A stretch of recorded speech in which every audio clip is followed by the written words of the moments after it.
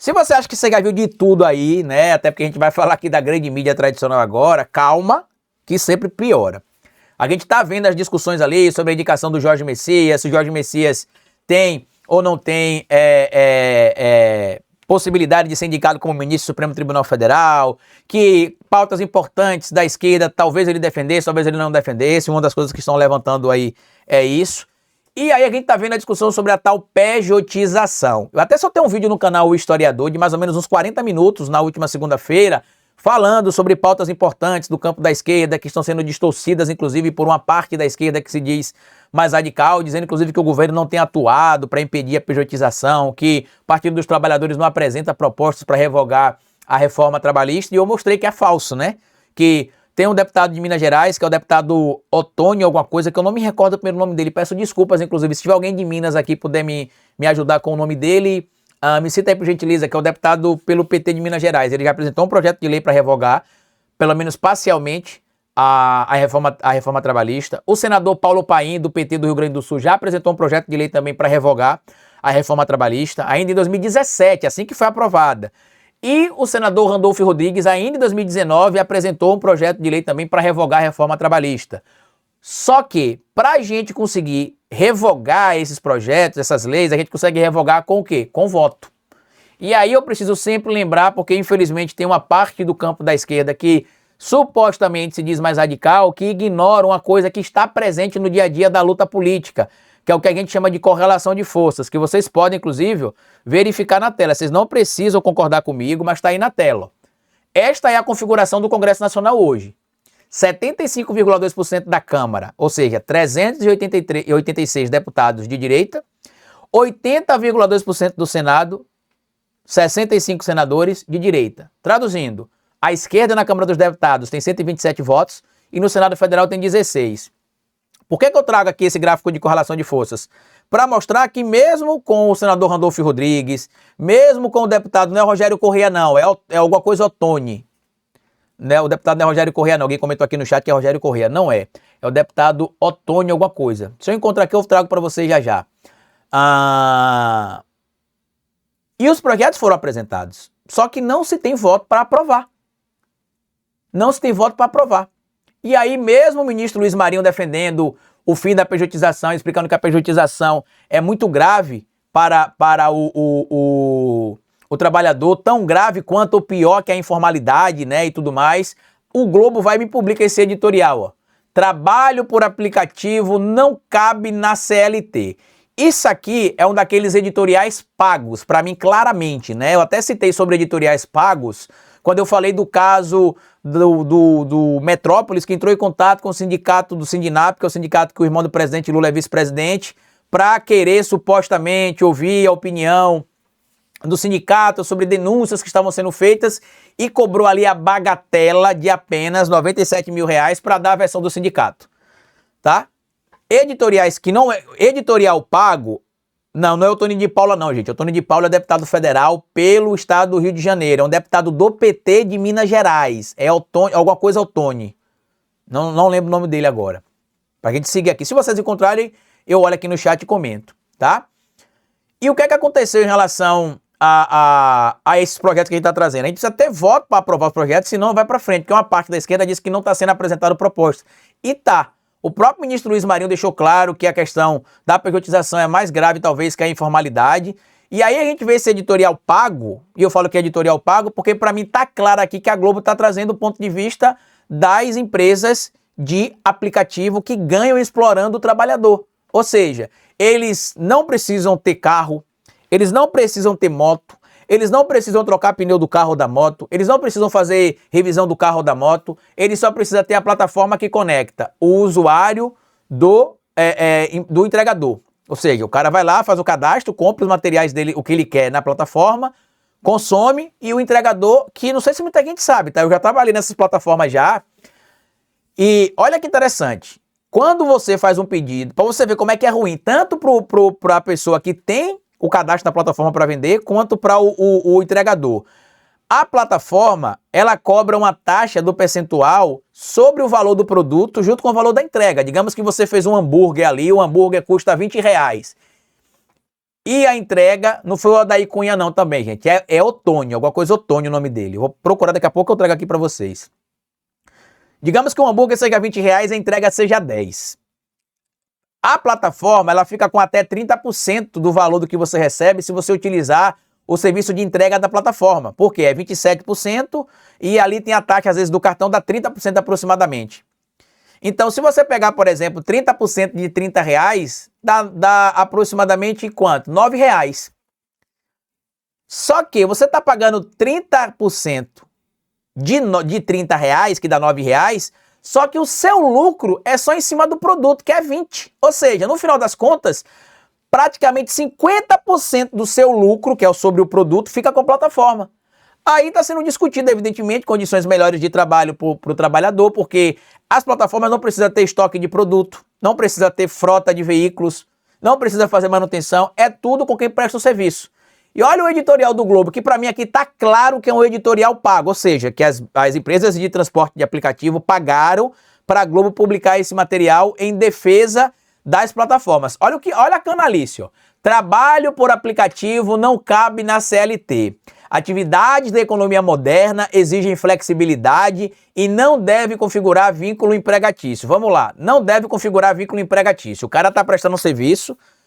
Inclusive, olha que interessante, se você para de rodar por muito tempo pela plataforma e outra pessoa roda mais que você, ele dá prioridade para quem está rodando mais que você. Eles negam isso, mas já tem estudos que provam isso. Que o algoritmo ajuda quem, em tese, roda mais. E aí, se eu, Carlito Neto, por exemplo, estiver rodando em uma empresa dessas de aplicativo, seja de entrega, seja de transporte de pessoas, eu me acidento, por exemplo... Rubens Ottoni, é do PT de Goiás. Muito obrigado, Neide. Perdão, tá? Eu falei que era de Minas Gerais, mas é de Goiás. Ou foi a matéria que eu li que dizia que ele era de Minas Gerais, tá? Mas é Rubens Ottoni. Isso mesmo, muito obrigado. Nome do deputado que apresentou o projeto também para revogar a lei, a reforma trabalhista, né? Ou pelo menos alguns trechos da reforma trabalhista. Se eu me acidentar, por exemplo, trabalhando, né, como motorista de aplicativo, transportando pessoas ou transportando alimento, e eu ficar acidentado, eu não tenho como me segurar ali do período que eu estiver acidentado, né? Algumas plataformas até pagam um valor ali para os trabalhadores dessa plataforma por até 21 dias. Depois disso, dane-se. Eu tenho amigos que foram acidentados fazendo entrega, em aplicativos de entrega, se acidentaram de moto, precisaram ficar 6, 7 meses parados. E quem ajudou ele? Nós, os amigos. Nos organizamos, fizemos vaquinha, levávamos cesta básica, pagávamos uma conta a outra, porque eles não têm garantias mínimas. O que a gente exige é que os trabalhadores por aplicativos tenham garantias mínimas. A gente sabe, inclusive, que tem uma certa flexibilização, por conta, inclusive, da modernização do certo trabalho. Só que modernização não pode ser convertida em precarização. Afinal, não é justo um trabalhador ter de trabalhar 15, 16, 17 horas por dia para tirar o básico do seu sustento. E aí a Globo segue aqui, né? O Grupo Globo segue falando, né? Lembrando, quando é editorial, isso aqui é a opinião do veículo, tá certo? E eles seguem aqui, ó. O IBGE traduziu em números uma realidade que os brasileiros constatam nas ruas, especialmente nos grandes centros urbanos. 1,7 milhão de brasileiros trabalhavam por meio de plataformas digitais em 2024. Segundo a Pesquisa Nacional por Amostragem de Domicílio Contínua, o número representa um aumento de 25,4% em relação a 2022, quando somavam 1,3 milhão. No ano passado, esses trabalhadores correspondiam a 1,9% da população ocupada no setor privado, ante a 1,5% de 2022. É aqui que entra também um pulo do gato. Por quê? Vamos dizer, hipoteticamente, que a gente concorde com a Globo. Não, a gente concorda, tudo bem. O trabalho por aplicativo não deve ser regulamentado pela CLT, né? Vamos dizer que a gente concorda. Em contrapartida, para que a gente concorde com isso aqui, o valor que o trabalhador recebe tem de ser quadruplicado. Vocês topariam?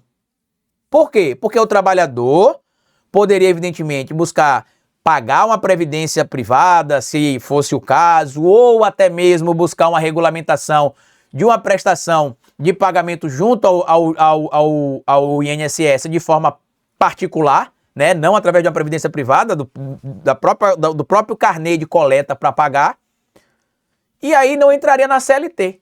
Vocês topariam isso? Primeiro, criar um seguro que garanta, por exemplo, que em caso de acidente o trabalhador vai ser indenizado. Isso, acordo entre vocês, sem CLT. E segundo, vocês quadruplicarem o que vocês pagam para o entregador hoje. E ainda por cima dá uma ajuda de custo para manutenção dos veículos. Vocês topariam? Quer a resposta que eu vou dizer para vocês? Não.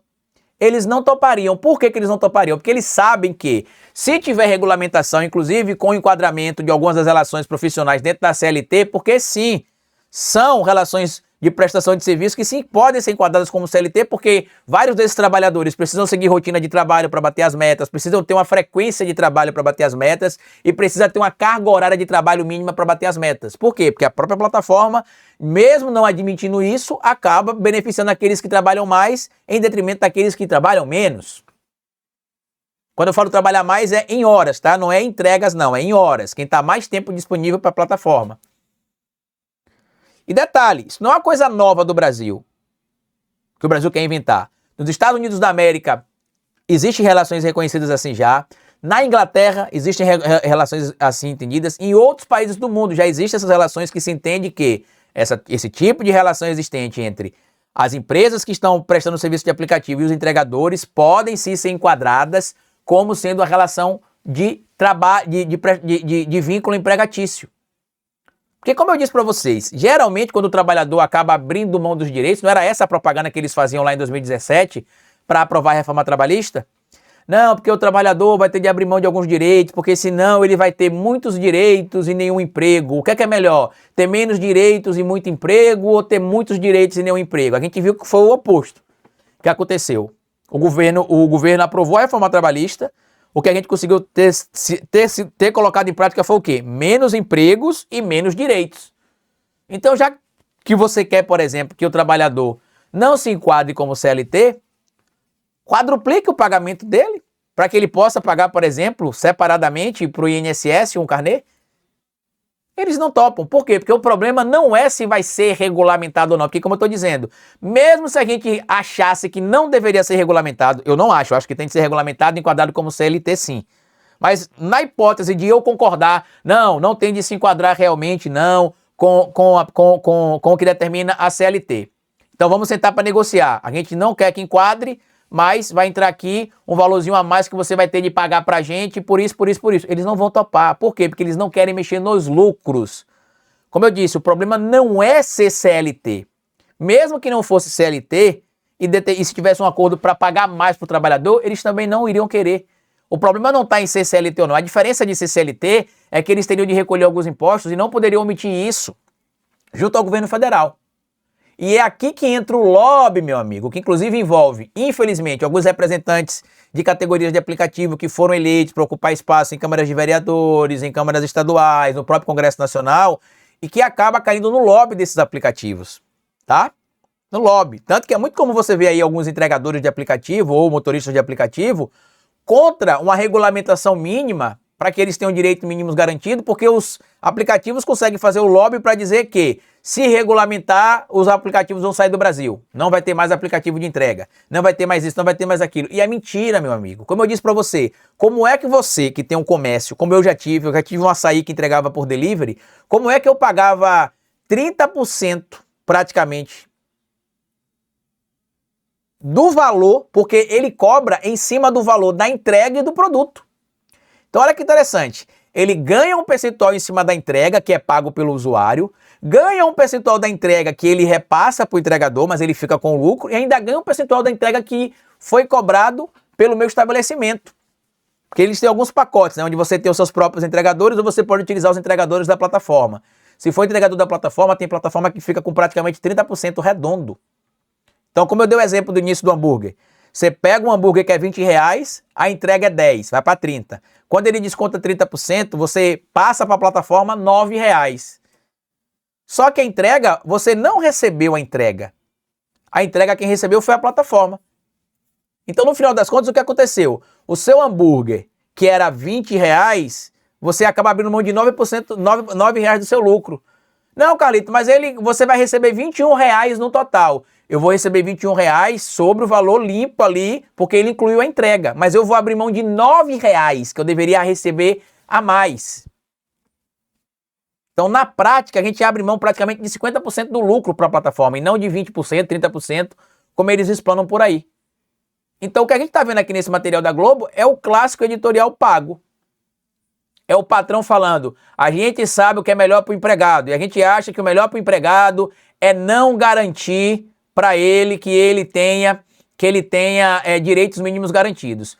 Olha o que eles trazem aqui na pesquisa, ó, na matéria. O crescimento pode ser explicado, o crescimento do número de trabalhadores por aplicativo, tá? Pode ser explicado por outra constatação da pesquisa. O rendimento médio mensal dos trabalhadores por meio de plataformas digitais é de R$ 2.996. Supera o de quem não trabalha com aplicativo, que é R$ 2.875. E aqui é uma mentira que eu quero trazer para vocês. Por quê? Olha aqui, ó. O valor. Hoje o valor... Eu separei isso aqui que está no meu vídeo, que eu vou mostrar para vocês, ó. O valor que o trabalhador recebe hoje, a média do salário do trabalhador no Brasil, é de mais de R$ 3.000. Era 2.851, só que os novos dados mostram que, na verdade, o valor supera o valor de R$ 3.488, se não me falha a memória. Eu não estou conseguindo abrir aqui a minha página do YouTube para mostrar isso para você. Até isso a Big Tech está sabotando aqui, ó. Eu publiquei lá no YouTube, ó, esse vídeo aqui, ó. O historiador, vai lá no meu canal que vocês vão ver. Eu publiquei esse vídeo aqui, ó. Esse vídeo aqui que eu publiquei, ó, que eu falo sobre o antilulismo. E aqui eu trago algumas fontes aqui, lembrando que eu sempre deixo nos comentários afixadas as fontes, ó. E aqui, ó, em algumas das fontes que a gente trouxe aqui, ó, fala sobre a questão dos empregos e as vagas que foram geradas e o valor do salário. Deixa eu ver aqui se a gente encontra aqui já. O valor do poder de salário do brasileiro aumentou, né? Ou seja, o salário que os trabalhadores recebem hoje. Pronto, aqui, ó. Aqui, um dos dados diz que é 3.228. Tem um dado da pesquisa que eu mostrei aqui também que mostra que é 3.488. Não vou sair procurando porque eu não ia trazer essa pauta aqui detalhada nesse momento. Mas você já vê que é mentira. O que eles falam não bate com a realidade do trabalhador. E o que é, Carlito, que essas pessoas querem aí? O que é que a Globo quer? O que é que o iFood quer? O que é que essas empresas querem? Querem basicamente que o trabalhador continue sendo explorado, gerando alto lucro para eles, sem nenhum tipo de direito. Caiu de moto, quebrou a perna? Dane-se. Bateu o carro? Dane-se. Como eu disse, algumas das plataformas até tem ali um programa que lhe dá ali, né, casualmente como é que eu posso dizer? Uma remuneração de até 21 dias, mas depois disso o trabalhador fica por conta. Então não caiam nessa balela, isso é um editorial claramente pago, que a Globo está defendendo os seus próprios interesses e o interesse daqueles que estão lá anunciando no seu veículo, tá certo?